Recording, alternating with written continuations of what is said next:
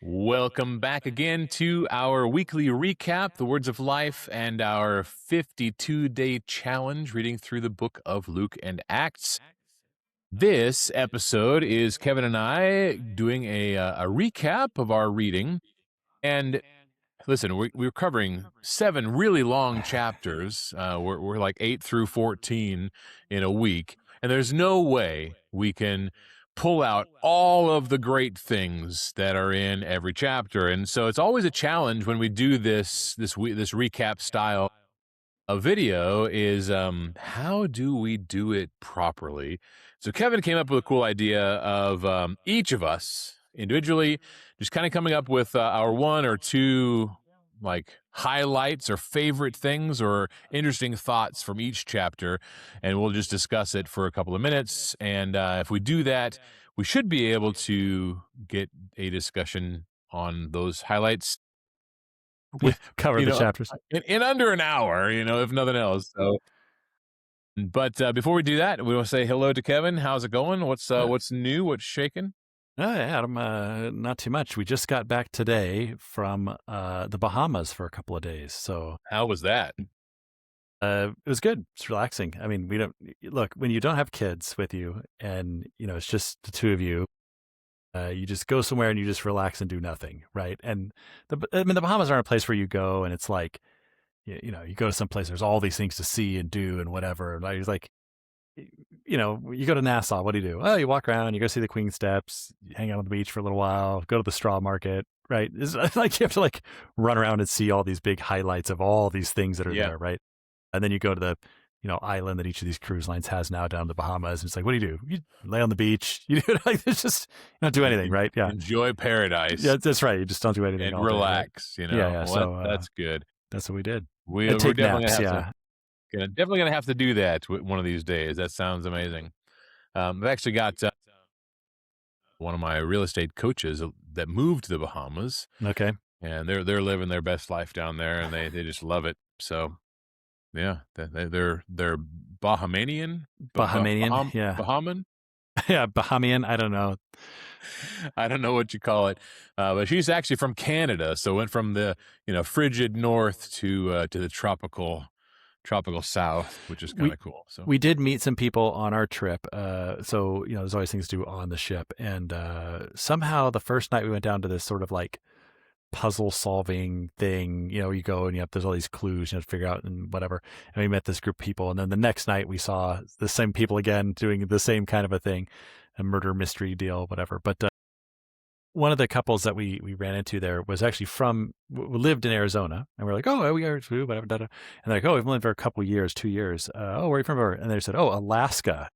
Like, whoa, like, why did you move? Like, well, we just got tired of the cold. Like, so you went to Phoenix. Like, that's a big change there, right? You like the extremes, I guess. So yeah, that's crazy. I guess that's similar to Canada, the Bahamas. So yeah, it's interesting living down there. It's you don't have access to all of the modern amenities that you might want, and getting things can be a challenge sometimes. But sure, you just kind of par for the course, chalk it up as reality, and just deal with it. Yep. So, all right, well, let's dive in. Chapter 8. One of the things Kevin and I were noting, just as an observation, without any massive research on this topic, but Luke tends to include outsiders, Gentiles, women, and people of that category, I guess you'd call it, non-Jews for sure, in his recollection and in his storytelling and his gathering. And chapter 8 starts kind of that way, which is why I was thinking about it. Because, if you look through your Bible, a lot of times we've written these headers for paragraphs and different sections and things, right? And the header in the ESV says women. Yeah. It's like, okay, that's interesting. What's he talking about there? But anyway, so as we go along, I would just encourage you to kind of just think about that in the background and just notice to see from Luke's perspective the things that rose to the top that needed to be included in his account. So, but let Kevin start first, and in terms of you get to pick chapter 8 first. So we said, this is an idea we just came up with, so we didn't like take copious notes this time of this is my definite one thing, right? So we're kind of Right. on the cuff tonight, and we'll do better next time. But one of the things that was interesting to me in chapter 8 is, and I've always thought it was so interesting, was this idea when he sails over and he heals this demon possessed man, right? And that's another story, it seems like, of outsiders, right? He goes to the region of the Gerasenes. They're keeping swine right on the hillside there, so they're Gentiles in some way, or they're not very devout Jews. And so there's that outsider story there going on. But what's interesting to me in the story is that he goes over there, right? And he sails across the lake. He finds this guy. He casts out the demons. They go into the swine. They run off the thing, whatever. And the people come out and they say, "Oh, please go away." And they get back in the boat and they sail back across. Right? Like his whole purpose of taking the whole day trip across the ocean, across the sea and back is just to heal this one guy, right? That he certainly must have known was there. Right. So it's just a weird story to me of that he gets in a boat one day, he sails across the Sea of Galilee, he heals a guy, he gets in a boat, and he goes back across to the other side. And it's like, what's the reason for that, right? Is it just to go and there's this one guy who's being oppressed and he wants to go and bring him comfort and to heal him and to, demonstrate this sign there in that area. And then, the guy goes and he spends all his time teaching and praising God in that area. The one guy, but it's just curious. It's a one-day thing, right? It doesn't just stay there and then he's all the region. He goes back, turns out goes home. Yeah. So, Yep. And for those of you who are actually watching today's video, so Kevin is at his they bought a house for their kids in Florida, basically. And there's a lot of background stuff going on at Kevin's place. So he's got one of these fake backgrounds. virtual Every time he backgrounds, moves, yes, it's right. almost like parts of his body may disappear. So don't be alarmed. He's fine, but it's one of those virtual backgrounds he's got going on. So yeah. So I love that idea about that Jesus did that. He went out of his way. It reminds me also of the woman at the well, the Samaritan woman at the well. And Jesus says, "No, we have to go this way on our trip," which is out of the way. Yeah, through Samaria. Through Samaria. But he has an agenda, and it seems like Jesus needed to go really and have mercy on this guy, removing that legion or whatever you want to call it. Yeah. And that guy became a living example of the power of the Lord and the good news of the gospel. That Jesus, and it's one of those stories where this guy begs to come with him, right? "Oh, please let me come with you." And he says, no. Instead, go home and tell much God has done for you. And so the man went away and told all the town over how much Jesus had done for him. Yep. For me, the one thing that kind of leaps out to me in chapter 8 is verses 19 through 21. It's a very small little passage section here. Yeah. But Jesus is teaching to the crowds, and he's talking about the kingdom. He's talking about the, no one after lighting a lamp covers it up. You got to be lights of the world. And it's a big crowd. The crowds continue to ramp up and be big. And his family comes and wants to speak to him.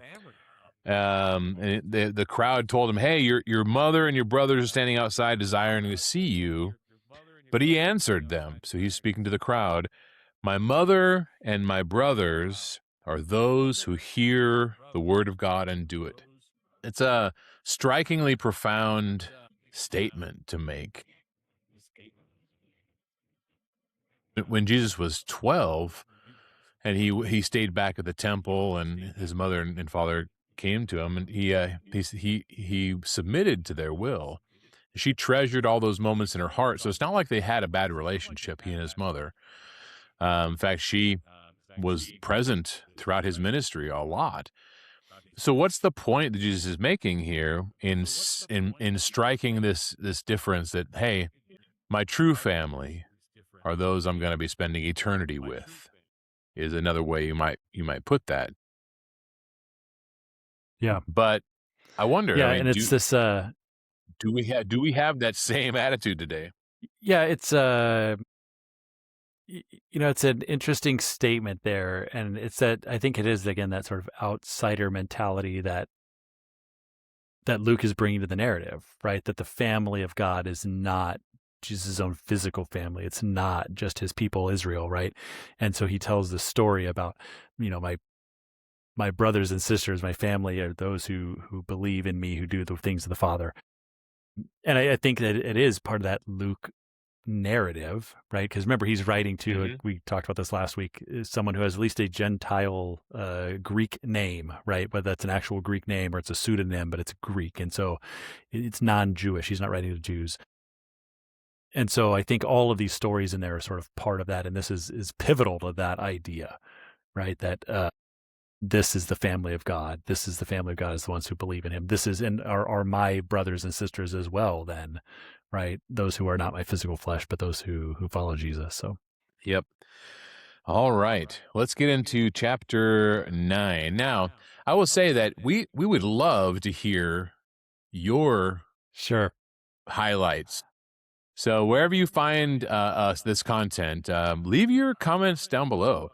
Say, hey, I liked this section of chapter 9. We'd love to have more discussions in the Facebook group, Facebook page, Spotify, or YouTube. Yeah. We'd love to hear more from you guys. All right, chapter 9. We have Jesus sending out the 12 apostles. So he's got this mission that they're going to go on, and I actually find that to be a pretty good point for me in chapter 9. There's a lot to talk about, but yeah, 9 is loaded, right? It's loaded with stuff.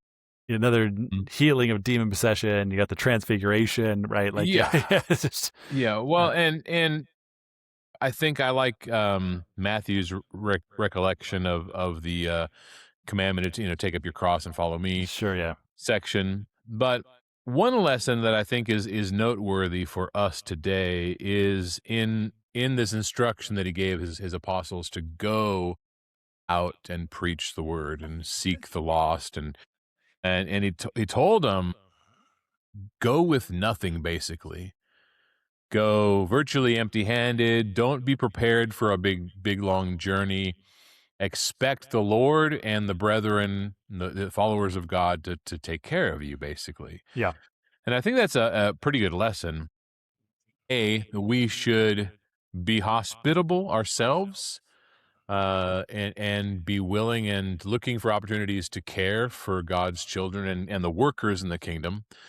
And then B, we should put a little more faith in the Lord and our brethren and go out and preach. But don't feel like you have to be a hero and do it by yourself. Sure. He sent them out 2 by 2, right? And so there's some wisdom in having a partner to go out and or safety in numbers and all that kind of stuff. What do you think?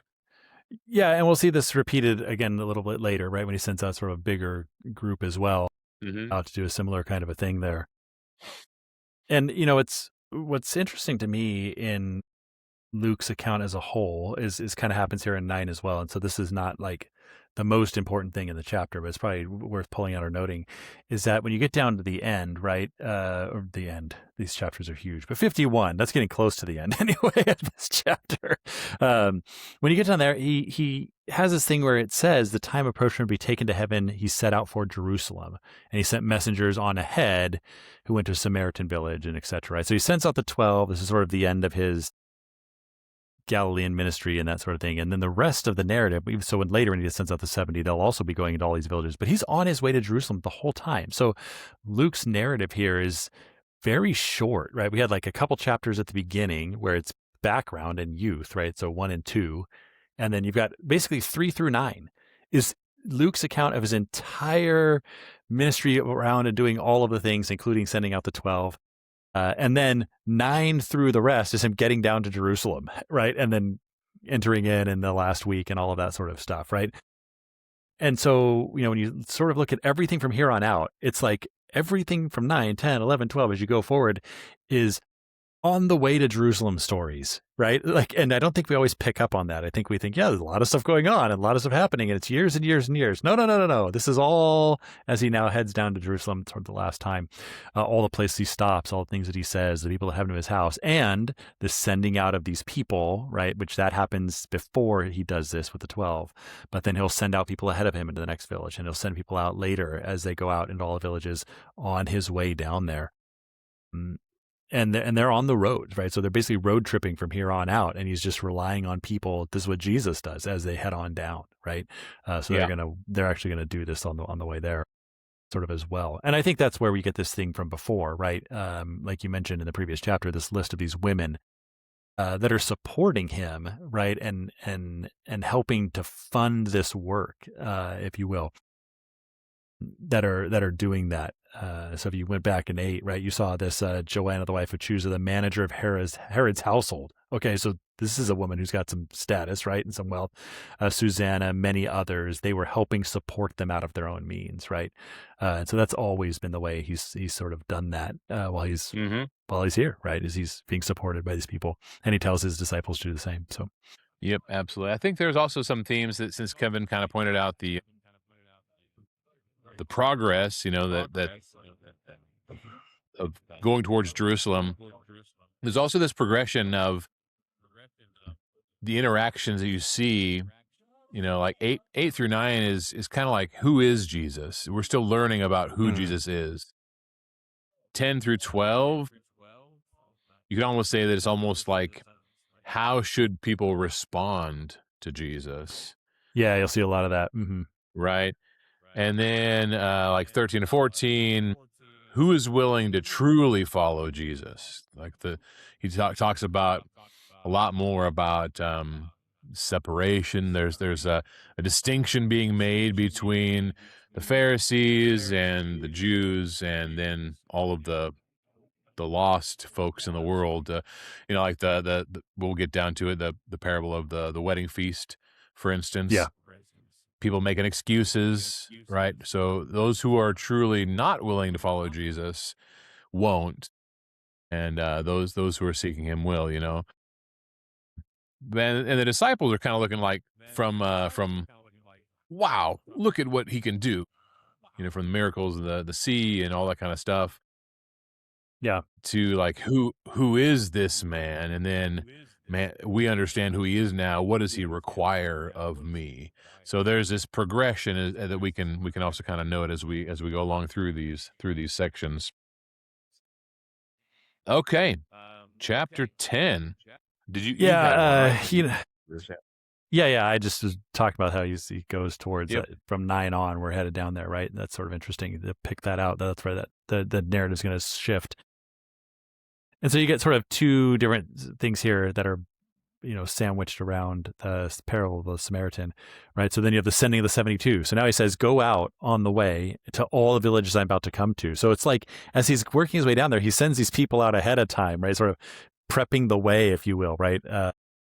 Seeding the field, as then he'll come to each town as he goes along. And then the end of that is the Mary and Martha story, right? He's there at the house of Mary and Martha, and she's distracted, and she's chosen the good part. But I mean, the middle section there is probably the most familiar parable that there is. I would guess, right? I mean, if you try and think of what are the most famous parables, I mean, you and I say that only because outside of religious circles, if you say, oh, he's a good Samaritan, people know what you mean. Right? Like, you don't have to be religious to say, oh, that guy's such a good Samaritan. We have good Samaritan laws, right? I mean, these kinds of things. It's moved beyond the Bible story to become transcended, religion. To become a story or a narrative, or at least that phrase has entered. What everyone knows that means to be a good Samaritan, right? That, and build your house on the solid rock, right? Yeah. That's also transcended into engineering. Right. Yeah, and that's just good practice, right? It's just good practice.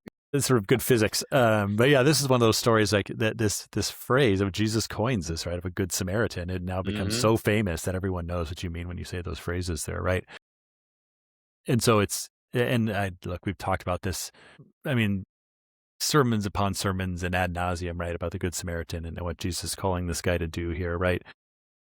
But again, I like the way, at least in this Luke's narrative, that the response is to this wanting to justify himself, right? Well, I would do what's required, but it's too complicated. I don't know who to do it for, right?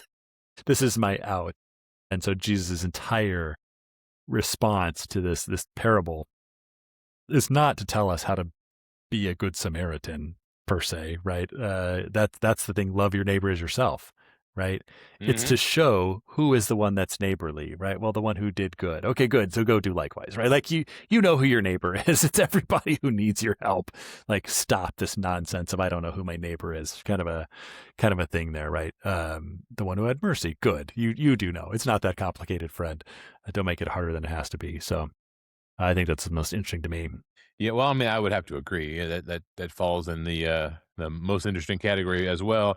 I do think it's also interesting, though, not to double down on the Good Yeah. Samaritan, but right before he tells this parable, the Good Samaritan, he's just had the 72 returning to them. They've had this Yeah. interaction, and he says in like 23, "Blessed are the eyes that see what you see." Yeah. Right? Like, hey, you guys are living in an amazing time, being able to see what you see.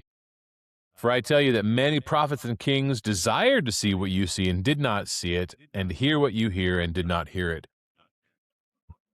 So yeah, we can look at that and say, man, they were so lucky to be living during that time. And yet we can also say the same thing because we have the full revealed word of God at our fingertips.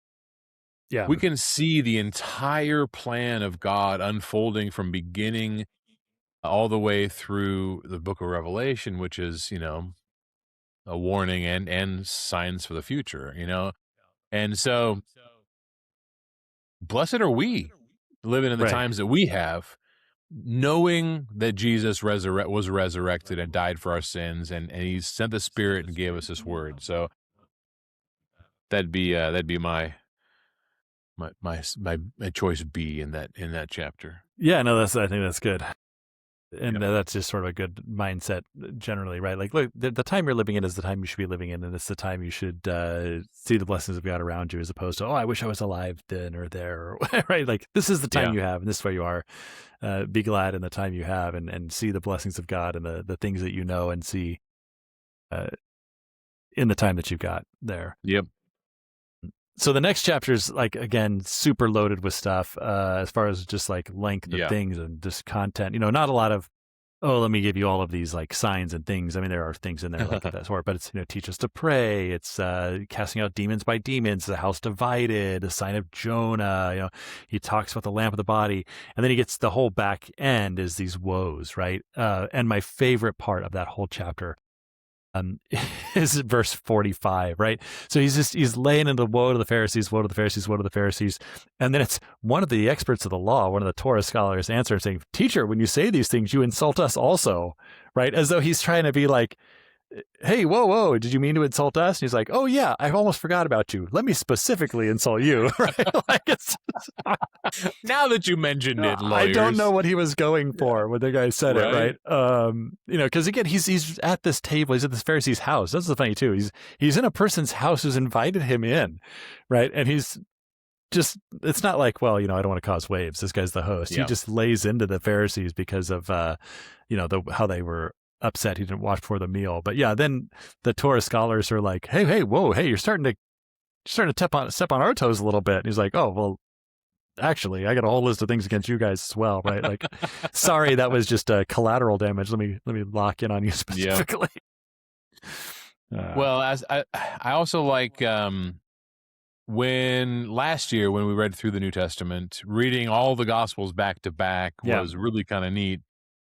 And one of the things, the patterns that I kept seeing was the escalation of animosity, the buildup, of the Pharisees and the scribes and the Jewish leadership and their animosity towards Jesus and all the things he was teaching. And this is just one example where he starts, woe to you guys. Yeah. And it's going to build here as well. It's going to build, yeah. right?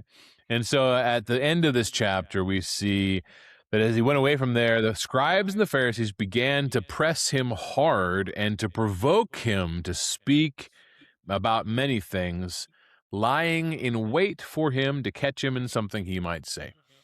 So they were actively trying Yeah. to set him up for some sort of a, in today's world, to be like, I got a recording of you saying this bad thing behind the scenes or something, Yeah. And so, but, obviously Jesus never falls into their trap. But it's interesting that you see the escalation of them actively trying to get him, Yeah, and as we keep going into the chapters, people have read it already, right? Yes, You'll it's see these gonna things, just continue to the healing ramp on the up. Sabbath, and these kinds of things where they're trying to Yep. just, do. And this is that, right? We're going to catch him in something he might do or say, and so that this is introducing it there. And of all the woes and things, if I could pick a second one out of there, right, is when he turns to the keepers of the law, and this is always sort of an interesting warning, I guess. In 52, woe to you, experts in the law, because you have taken away the key to knowledge, and you yourself have not entered, and you've hindered those who are entering. You'll see it in other gospels. You've held the keys to the kingdom, and you have not entered in, and you've prevented those who desire to do so. Right. And so there's this. He really gets on these leaders because of, not only have you not gone into the kingdom, not appropriately, right? The kingdom of God is here and you've not received it, but you're preventing others as well. And so there's this danger for those of us that are going to profess to be Christians, right? Like, look, one, make sure you're entering the kingdom, not just talking about it. And two, be careful what you do in how you hinder others from entering in as well. Right. And the things you teach or the things you say or the way you behave and the impact that's going to have on these others who would like to go to the kingdom, but you're in the way. Right. Yeah. And just watch out for that. Is it James that talks about that we shouldn't be all Don't be all many desire to be teachers. teachers? Yeah. I think I lost you a little bit. I'm sure it's on my end, my internet here on this side. But about don't be many teachers because we'll incur the stricter judgment. You broke up quite a bit on my end. I'm like, you went to, slow down gobbledygook. Yeah. Yeah. That the idea that there's we shouldn't all be teachers because of the fact that the chance of us leading somebody astray is always there if you're going to be teaching somebody. So just more of a cautionary thing, not something that we should, just say, I'm never going to be a teacher. Not an excuse. Yeah, right. Yeah, it's not an excuse. Yeah. Exactly. Yeah. Cool. Well, that's good stuff. So again, I do like the sign of Jonah when Jesus himself mentions Jonah, as one of the prophets and the sign of Jonah being in the belly of the great fish for 3 days. It does kind of make you realize that Jonah wasn't just a fable. If Jesus is saying, this is a real sign, right? So anyway, that also he talks about that as well. So, all right, on to chapter 12. All right, so chapter 12 again. Yeah, the whole chapters are thing, so long. They are. Yeah. And really, chapter 12, you can really sum up almost the whole thing, right? This idea. And look, there's more at the end that's a little different perhaps, but a lot of it is about the coming kingdom and trusting in your wealth versus being prepared for the kingdom as it should be, right? So this whole thing which all gets kind of kicked off a little bit, right? He's telling, beware the levy of the Pharisees, beware the saying, and then some guy comes and says, hey, tell my brother to divide the inheritance with me, right? And then Jesus is going to tell the parable of the fool about, not worrying, who can add to their stature, consider the sparrows and the lilies, all of these kinds of things, right? And then be watchful and ready, right? Don't be worried about these physical things. And so the whole chapter is really sort of about that idea. And so I guess if I was trying to think about, what sort of summarizes that really well for me is that parable of the rich fool, right? Mm-hmm. And this idea that he has of, the whole thing from beginning to end is just loaded with this idea of, it starts with this man has, the land brings forth an abundant harvest, right? So he doesn't do anything, right? The land brings forth the great harvest. He's the beneficiary of it. And what am I going to do? I'm just so wealthy and I'm so much stuff. What can I ever do? Right? I have such a problem to have, right? I don't have anywhere to store my crops. And it's just such a, I don't know, repudiation of this mindset of this guy that, he's, you fool, right? Is sort of, he's called there. But like, can you imagine that you're like, my biggest problem is I've got so much stuff, I just don't know where to keep it, right? And for him it's crops, but for us it'd be like, my bank account is so big, I just can't even keep it in one bank because there's only so much is insured. I don't even know where to invest all this money. I've just got it coming out of my ears, right? I know what I do. I have this great plan, right? I'll do this, I'll do that, I'll invest in this way, I'll diversify, right? Like whatever things we would do Mm-hmm. modernly, right? And with zero thought for, what he could have done with it. And this idea that he says, your life will be demanded from you. Who will have all these things you've prepared, right? And I can't help but think of this, story like Matthew 25, that he's talking about, you cared for all these, the least of these, my brothers, right? And it's like, this guy's like, what shall I do? And the answer should have been, I don't know, find some people you could help with all that stuff. I don't know, like do some good, right? Instead of, I know, I'll just take my ease, right? I'll just live out my days. I'll eat and drink and be merry. That's what I'll do with all this abundance the land has brought forth for me. And so, again, the whole thing is really about this idea of, being not rich toward God. You've stored up these things for yourselves, but there's a very real, again, warning or danger there of, look, is your life about storing up things here? You fool, right? Yeah. You fool. So I'm trying to find the verse. I think it's in Isaiah where the attributes of the Messiah will be a peacemaker. I have to think about what to look for. What's that? I'm trying to think of what you're referencing, like what verse. Yeah, I can't find it off the top of my head. One of our elders mentioned it in the invitation on Sunday, in that the peace that Jesus was going to be bringing in that context was the conflict that man has with God because of sin, Okay, yeah. right? Because in this chapter, Jesus actually talks about one of the things that I find interesting here is in 49, that Jesus says, I came to cast fire on the earth and would that it were already kindled. And he says, do you think that I have come to Yeah. give peace on earth? No, I tell you, but rather division. And so on earth, he didn't come to bring peace. He came to bring division. And that sounds like a very harsh thing. But when you think about it, the reality of the world hating Jesus, the world hating the truth, the world hating those things that require selflessness instead of selfishness, it makes sense, because those of us who choose to follow Jesus are a direct reflection about how people in the world should not be living. And nobody likes to have their lifestyle questioned and put under a microscope and all those things. And we see that on a regular basis, how angry people get when you start questioning, the us not affirming some weird gender pronouns, or not affirming, a gay marriage, not affirming all these types of things. And they call that hate. They turn the truth on its head and call that hate. So that's really what I think Jesus is talking about here. That when it says that, from now on in one household there will be 5, 3 against 2 and 2 against 3, mother against daughter and father against son and mother-in-law against daughter-in-law, and all these things that he mentions there, because of people following Jesus. Yeah, and I think the the challenge for us, right, is to how do we sort of take that idea and then also realize the different things we're taught about, as much as it lies with you, be at peace with all men, right? Blessed are the peacemakers, these kinds of statements that we sort of see, and the things you've referenced as well, like, the Prince of Peace and this sort of stuff.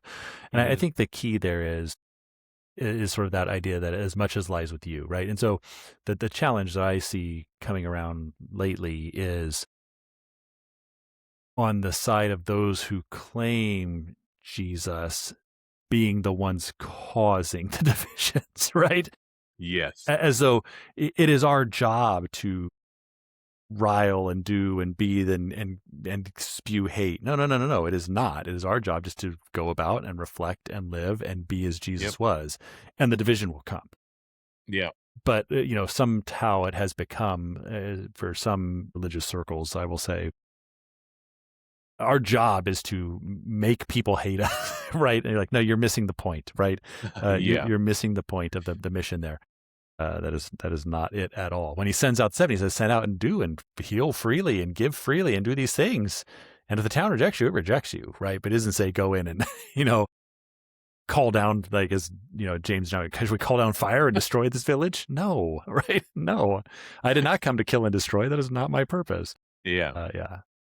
It will be the reaction of them, but it's not the action of you. Yeah. Yep. All right, as we get into chapter 13, we're going to see, again, an escalation of Jesus talking about more about the kingdom and more division. And he starts to really not hold back on his chastisement of those people that are, the Jews, the leaders of the Pharisees and scribes are often mentioned specifically, right? But Jesus starts healing people on the Sabbath on a regular basis. Yeah. And I think in Luke's account, I'm trying to remember now, back at the beginning, right? He healed a man with a crippled hand. Is that in Luke's account as well? Mm-hmm. And they're waiting to see if he'll do it, right? Kind of a thing. And that story is always good to me, because in that case, he's there and he knows they're trying to catch him in this thing. And he basically just says, hey, stretch out your hand. And the guy puts his hand out and it's just healed, like Jesus did. Oh, I was just asking to look at it. And it was healed when I went to look at it. I didn't do anything, right? Kind of a thing. But here now, when you get into these ones, it's very obvious and evident, right? He sees her, he calls her forward, and he says, woman, you are set free from your infirmity, right? So it is very obvious and active here that it's not the same thing where he's like, woman, come forward. Oh, I don't know. She looks fine to me, right? He pronounces this thing. Mm-hmm. And yeah, the indignity of the synagogue leader to be like, you people, there's 6 other days. Come on a different day to get healed, right? Like this is the Lord's day, right? Don't bring your healing on this day here, right? Come on another day to get this done. Yeah. And that's his indignity there, right? And again, Jesus, you hypocrites, right? And we're going to see that twice in the next couple of chapters. Here's what's interesting. Nowhere in the law does it actually talk about miraculous healings being at work. Right. And how the gall of them being like able to, we're classifying that as a work that shouldn't be done on the Sabbath day. Yeah, you're laboring there. Even though nobody else could do those things. Yeah. It's obvious that the one doing that has authority from heaven. Yeah. The hypocrisy is crazy. So that's why Jesus calls them, you hypocrites. Yeah. And on this one, he'll do this thing. It happens twice, right? Yes. In very close succession here, at least in the narrative. And this one, his rebuke to them is, she has been loosed, she has been freed, right? And so that there is the idea of, look, you go and you untie your ox or your donkey to let it go out, and you don't consider that a thing. How much more that I've untied one of the children of Israel, right? This is sort of his explanation here. Mm-hmm. Later, it's going to be, you do good. You not only do you untie your donkey, but if it falls in a pit, you will actively do good. And so here he says, I'm now healing a person, which is worth more than a donkey or an ox or whatever, right? Right. But this time it's just, look, I've just set her free, just like you set your animal free on the Sabbath to get water, right? And next time it's going to be, look, I helped her out, and that's fine too, right? Because you would also do this, and he's just calling it their hypocrisy more than anything, right? That you've made this up, and you have all your loopholes and rules anyway that you're doing these things, and that's not really what we're mad about, is it? Right? We're not really mad about this, right? We're mad about the woes I've laid on you a couple chapters ago. Yeah.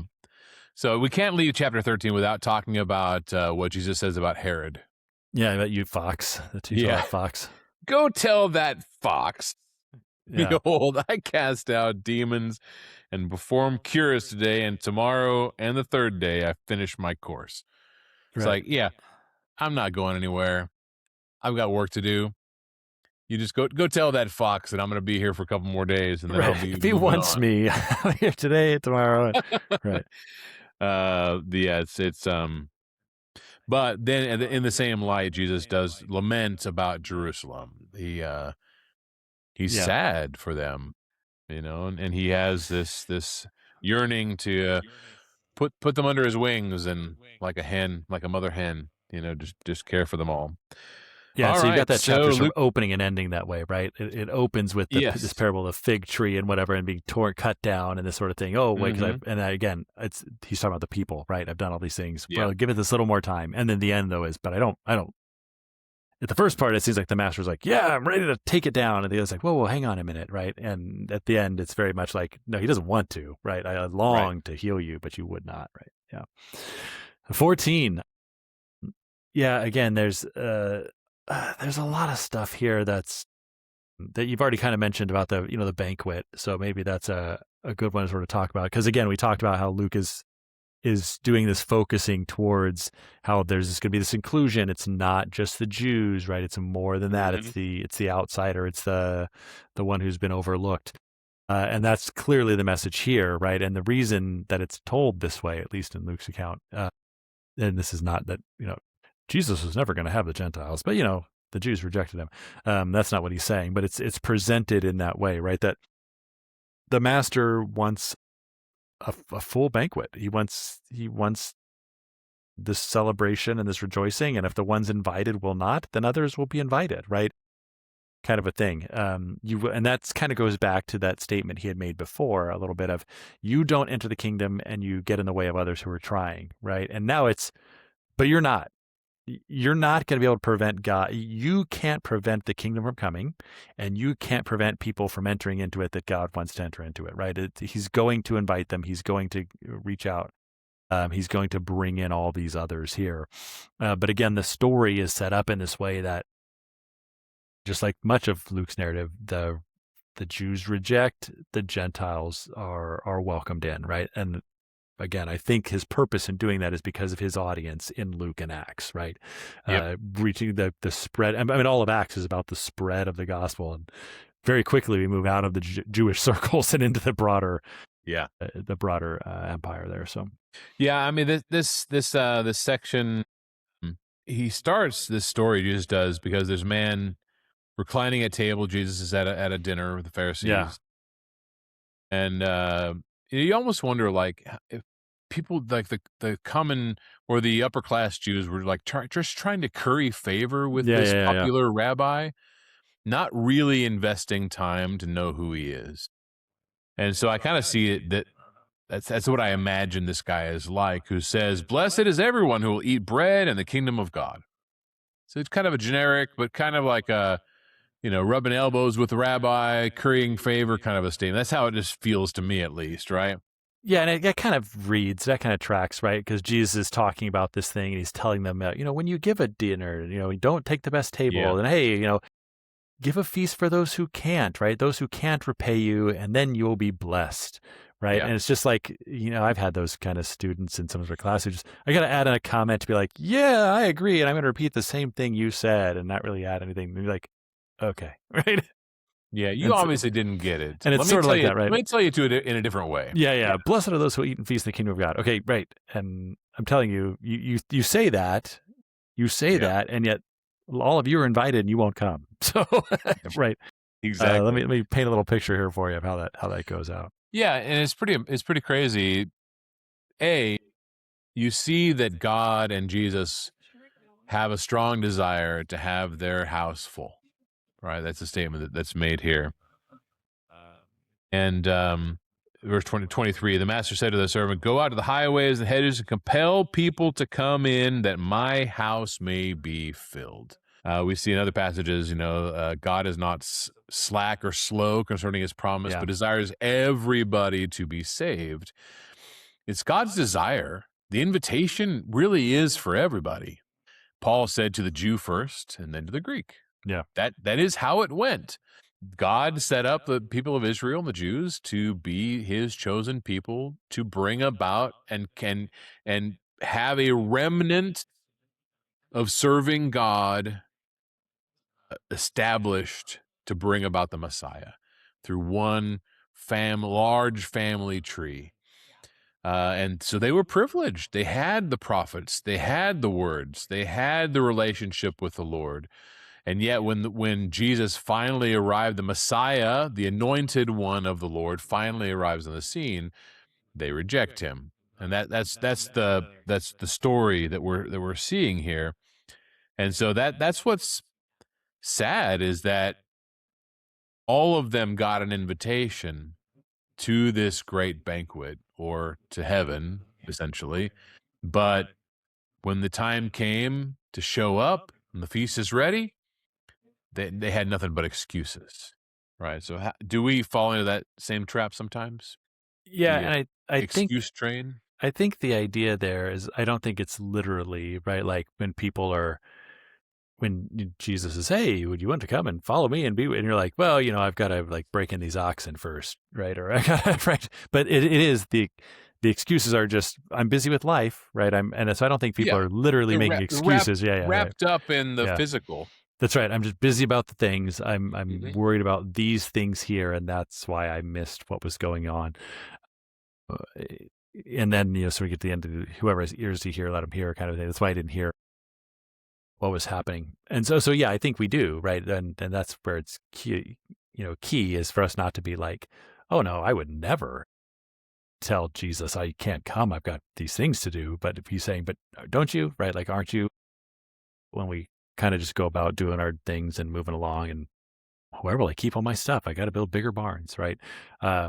That's what he's saying is happening here, right? Yep. And so as a result of that, well, I'll find others. I'll just keep looking and find others who want to come in and who are compelled to come in, and go and get them and we're gonna fill this house up one way or the other. So Yep. And of course, 14 ends with a reference about salt.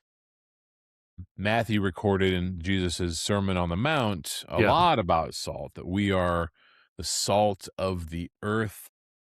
The idea of being salty is, there's actually a summer camp, Christian summer camp here, where there's salt and light. And the boys go to the salt camp and the girls okay, go to the light camp.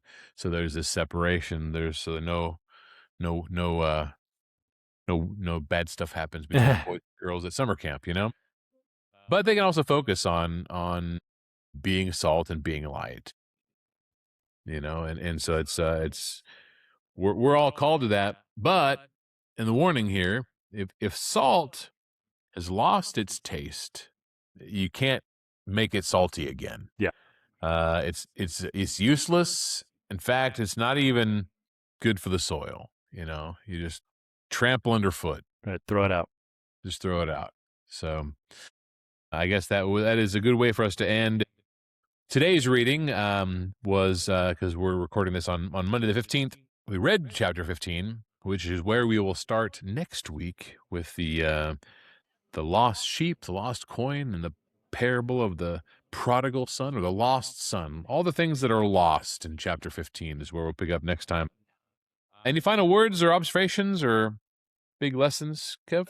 No, maybe just a reminder to people to kind of do what we're going to do this time, is read each thing and then jot down one thing, right? Yeah. It doesn't have to be the most important thing in the chapter. It could be, Nope. right? Certainly it could be, or what you find, but it could be, there's something interesting I didn't notice before, or, Yeah. something humorous I thought that was kind of, something caught my attention. Jot one thing down and see what you find there. Or a thought-provoking question. Sure. Right. Something that comes Right. out of the reading. Yep. Yep. Which is what I will also try to be doing, an observation and a question. Sounds good. So I can grow. So, all right, everybody. Well, thank you so much for tuning in. If you made it this far, we appreciate you. Liking and subscribing and sharing and commenting are always really, really good for us and for our efforts. And if you could do that, that would be amazing. Until then, may God bless you and have a wonderful, prosperous week. And we'll see you tomorrow with Luke 16. All right. And then next week, hopefully. God bless.